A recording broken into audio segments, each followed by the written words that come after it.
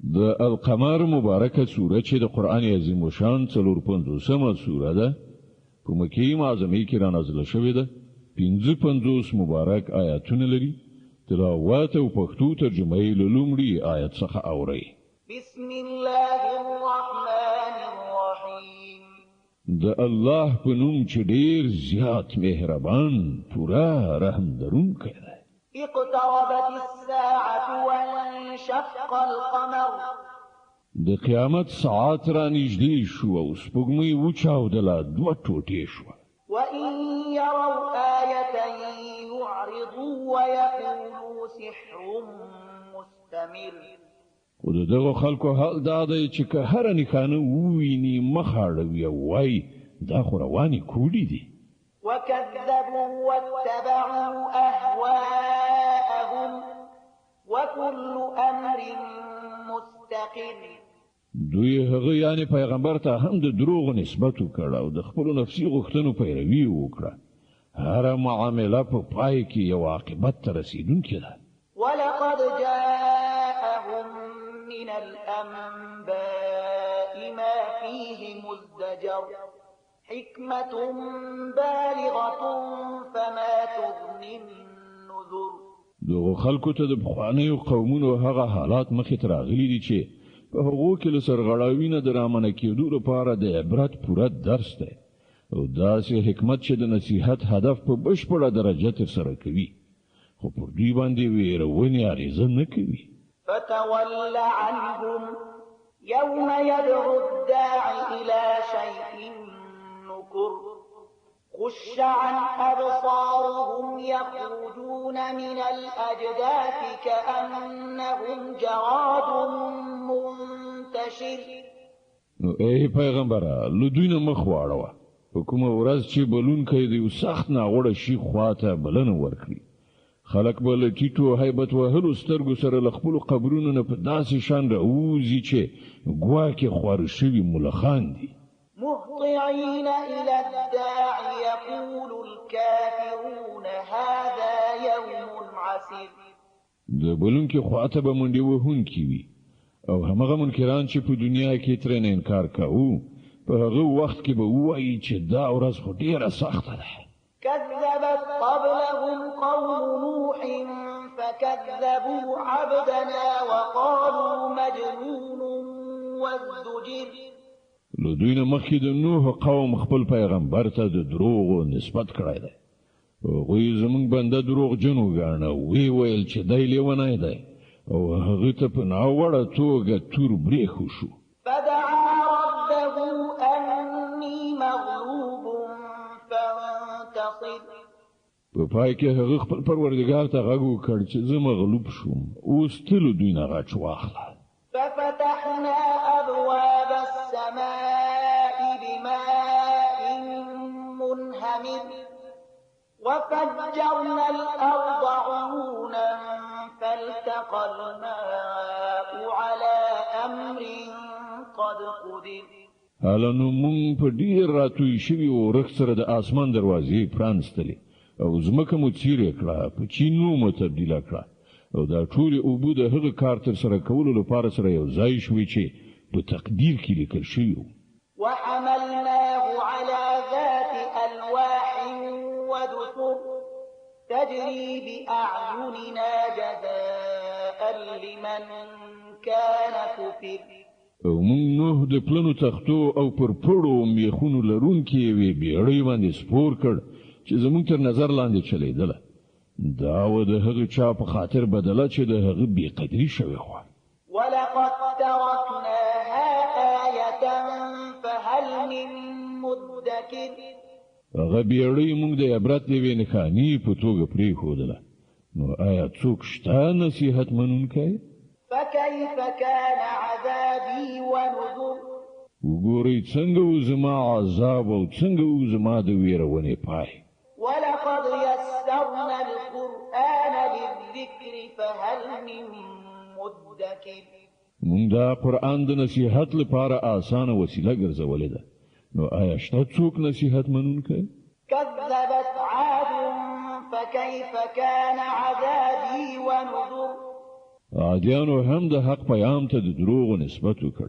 نو وګورئ چې څنګه و زما عذاب او څنګه و زما د ویرولو عاقبت.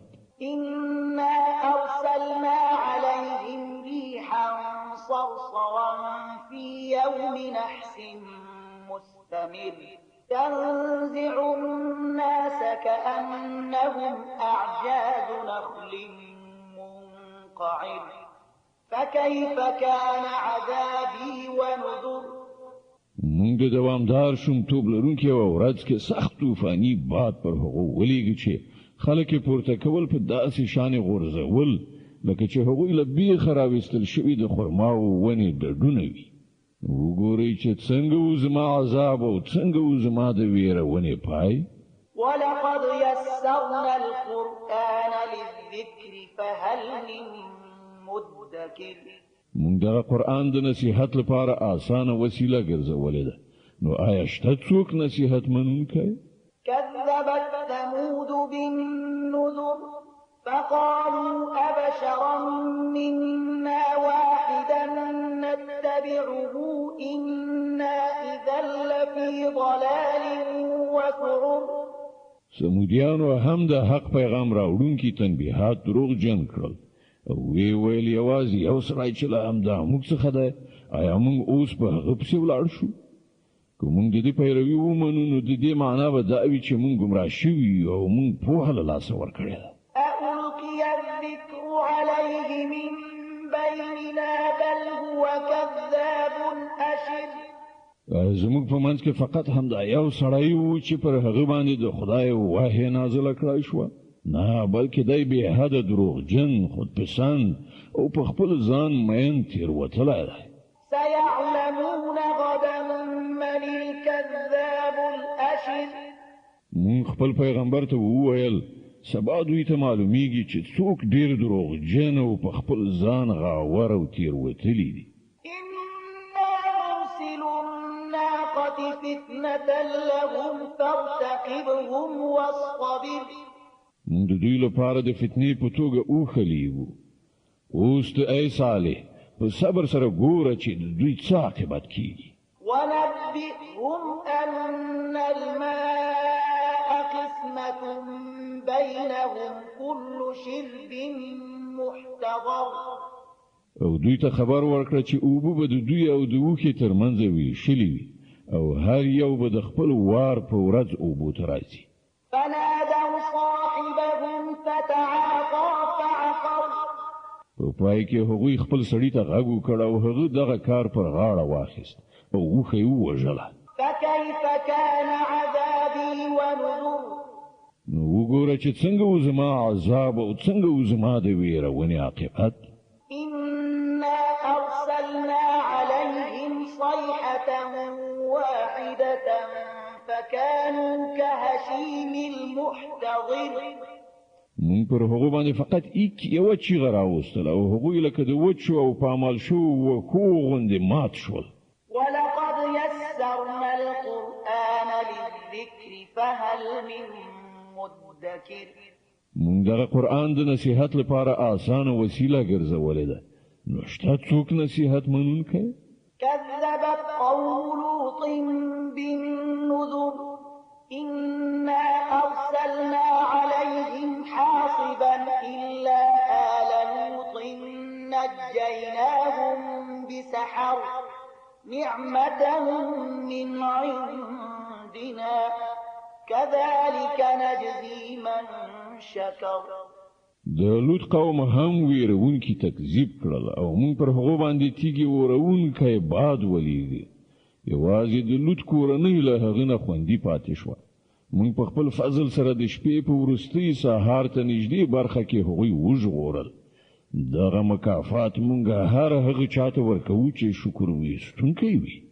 ولقد أنذرهم بطشتنا فتماروا بالنذر. لوط د خپل قوم خلق زمونږ له نیونې یعنې مؤاخذې څخه وویرول، خو هغوی زمونږ ټولو اخطارونو ته د شک په نظر وکتل، په خبرو یې تیر کړل. ولقد راودوه عن ضيفه فطمسنا أعينهم فذوقوا عذابي ونذر. بیا دوی د خپل میلمنو له ساتنې څخه د هغه د منع کولو هڅه وکړه. په پای کې موږ د دوی سترګې ړندې کړې چې وڅکي اوس زما عذاب او زما د اختارونو خوند. ولقد صبحهم بكرة عذاب مستقر په سهار سبا کې یو کلک عذاب هغوی ونیول. فذوقوا عذابي ونذر وڅکي اوس زما د عذاب او زما د اختارونو خوند. ولقد يسرنا القرآن للذكر فهل من مدكر موږ دغه قرآن د نصیحت لپاره آسانه وسیله ګرځولې ده، نو آیا شته څوک نصیحت منونکی؟ ولقد جاء آل فرعون النذر كذبوا بآياتنا كلها فأخذناهم أخذ عزيز مقتدر. او فرعونیانو ته هم اختارونه راغلي وو، خو هغوی زموږ ټولې نښانې دروغ وګڼلې. په پای کې موږ هغوی داسې ونیول، یعنې مؤاخذه کړل، لکه د یو مقتدر برلاسي د نیونې په څېر. أكفاركم خير من أولئكم أم لكم براءة في الزبر؟ ستاسې یعنې قریشو کافران له هغو خلکو نه بهتره دي؟ آیا په آسماني کتابونو کې ستاسې لپاره څه خلاصون یعنې براءت لیکل شوی دی؟ أم يقولون نحن جميع منتصر؟ یا دوی دا وایي چې موږ یوه محکمه ډله یو، خپل ځانونه به وژغورو. سيهزم الجمع ويولون الدبر. ډېر ژر به دغې ډلې ته ماته ورکړی شي او دوی ټول به شاړونکي تښتېدونکي ولیدل شي. بل الساعة موعدهم والساعة أدهى وأمر إن المجرمين في ضلال وسعر. بلکې د دوی د فیصلې لپاره د اصلي وعدې نیټه خو قیامت دی او هغه لوی آفت او ډېر سخت ساعت دی. دغه مجرمان په حقیقت کې په غلط فهمۍ کې اخته دي او له عقله بېګانه شوي دي. يوم يسحبون في النار على وجوههم ذوقوا مس سقر. په کومه ورځ چې دوی پړ مخې په اور کې وغورځول شي، په هغه ورځ به دوی ته وویل شي چې اوس وڅکئ د دوزخ د تاو خوند. إنا كل شيء خلقناه بقدر وما أمرنا إلا واحدة كلمح بالبصر. مونږ هر څه له یو تقدیر یعنې اندازې سره پیدا کړي دي او زمونږ حکم فقط ایکی یو حکم وي او هغه د سترګې پر رپېدلو عملي کیږي. ولقد أهلكنا أشياعكم فهل من مدكر. مونږ تاسې غوندې ډېر داسې هلاک کړي دي، نو شته څوک نصیحت منونکی؟ وكل شيء فعلوه في الزبر وكل صغير وكبير مستقر. دوی چې څه کړي دي هغه ټول په دفترونو کې درج دي او هره وړه غټه خبره لیکل شوې موجوده ده. إن المتقين في جنات ونهر في مقعد صدق عند مليك مقتدر. له نافرمانۍ نه ډډه کوونکي متقیان به په باوري توګه په باغونو او ویالو کې وي، د رښتیاني عزت ځای د ډېر مقتدر خدای په وړاندې.